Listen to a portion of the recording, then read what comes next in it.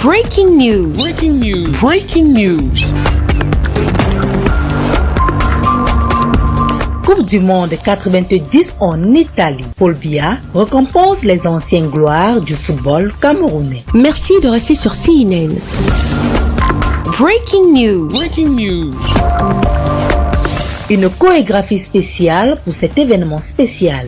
Un ballon à la main, une clé des noms du ciel, le tout associé, symbolise la remise des clés de logement aux valeureux lions indomptables du football ayant pris part à la Coupe du Monde Italie 90. Cette cérémonie co-présidée par le ministre de l'Habitat et du Développement urbain et son homologue des sports et de l'éducation physique s'est tenue au Palais des Sports de Yaoundé au Cameroun. Devant ces héros nationaux qui ont porté le vert ou jaune sur le sol italien, le patron du Mindu, Célestine Ketchakotes, a reconnu les performances de cette équipe qui a battu l'Argentine 1-0 à cette compétition sportive en 1990. De remise du don du chef de l'État, Son Excellence M. Paul Biya, aux héros nationaux de la Coupe du Monde Italie 1990. J'ai nommé les 22 lions indomptables du football qui ont porté haut le vert ou le jaune de la République sur le toit de l'Italie. Cette cérémonie qui se tient ce jour marque l'accomplissement d'une instruction faite par le chef de l'État.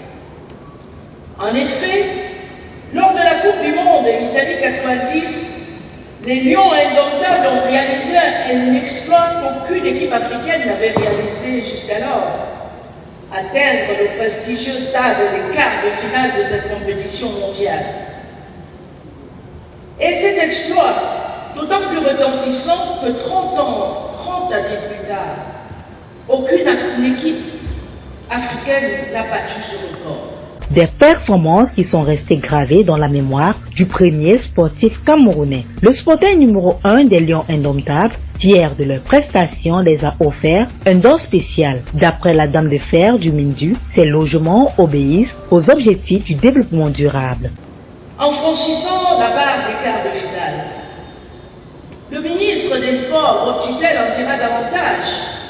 Mais c'est dire que la génération 90 du football camerounais reste pour nous une équipe de héros. Une équipe qui a atteint une performance jamais battue par le continent africain.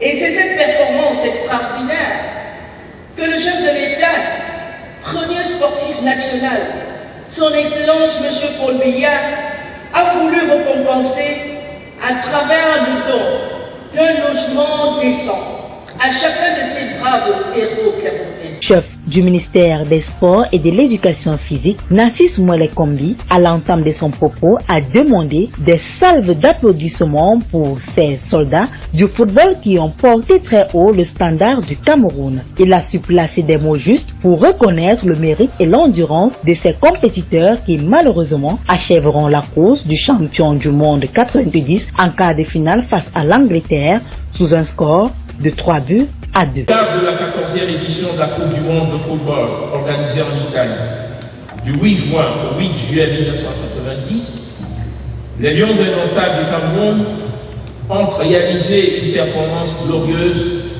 et un exploit aussi remarquable et admirable que mémorable. Sous l'encadrement d'un entraîneur russe, M. Valéry Nepomniachtchi, et contre toute attente, les Lions indomptables impressionnèrent les esprits face à de redoutables adversaires.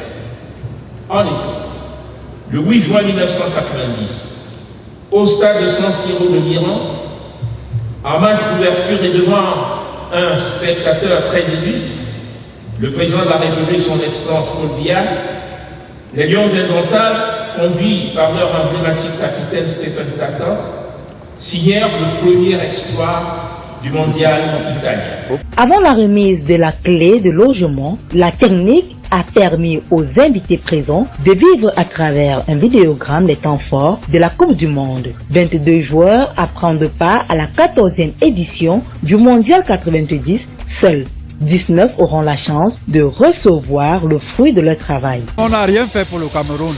On a représenté notre pays dignement et le chef de l'État a été content et il nous a promis ses dons. Donc être à la hauteur de ce qu'on a fait, je pense que c'est trop dire. Maintenant, oui, on est heureux de recevoir ce cadeau depuis 30 ans.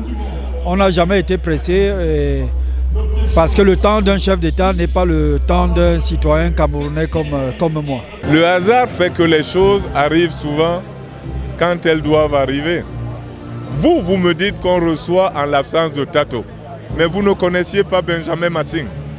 Lui aussi est décédé. Vous ne connaissiez pas lui Paul Fédé. Lui aussi est décédé. Donc, et il y en a qui décèdent beaucoup plus jeunes encore. Donc ça n'a rien à voir. Vous savez, nous tous, nous mourrons et le soleil se lèvera le lendemain au même endroit que d'habitude. Donc aujourd'hui, si vous voulez, en faisant référence à Tato, je suis très heureux que le hasard, parce qu'il faut le savoir, les appartements n'ont rien à voir avec la disparition de Tato. Nous avions écrit au chef de l'État bien avant et nous ne savions même pas que Tato était ni malade ni qu'il allait nous quitter. Stéphane Tato, Louis-Paul Fédé, Benjamin Massing, tous ici représentés par les ayants droit, ont entamé leur voyage sans retour. Cela représente beaucoup pour moi. Ce qui montre, c'est la sueur du front de papa et j'en suis très fière de lui, très fière de ce qu'il est devenu parce qu'il s'est battu pour être ce qu'il est. Et je suis très fière de lui et je remercie à son excellence le chef de l'État de ce don. Je remercie beaucoup. C'est un sentiment de satisfaction, de joie. La joie est très grande, elle est immense et les mots me manquent pour vraiment la définir cette joie. Un père, quand il fait une promesse à ses enfants, il tient toujours parole. C'est vrai que les années sont passées, papa n'a pas eu le temps de voir le don, mais je crois qu'à travers nous, il le voit à travers les cieux. Et aujourd'hui, il est content. Et c'est bénéfique pour moi et mes petits frères, les co-héritiers. Désormais, ils ont un domicile là où ils peuvent venir et aller tranquillement en toute sécurité et en toute quiétude. Présents à cette rencontre festive, les membres du gouvernement, les corps diplomatiques et les représentants des associations sportives. Une cérémonie riche en couleurs et en sons. Goïdeka a encore vanté les talents des anciennes gloires.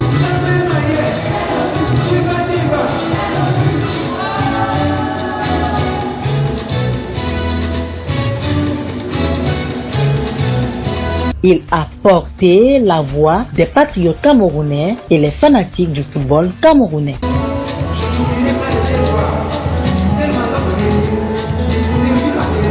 Merci d'être sur CNN, la télévision autrement. Les programmes se poursuivent. Retrouvez en ligne toute l'info en continu sur C-Web Info, 100% info, non-stop.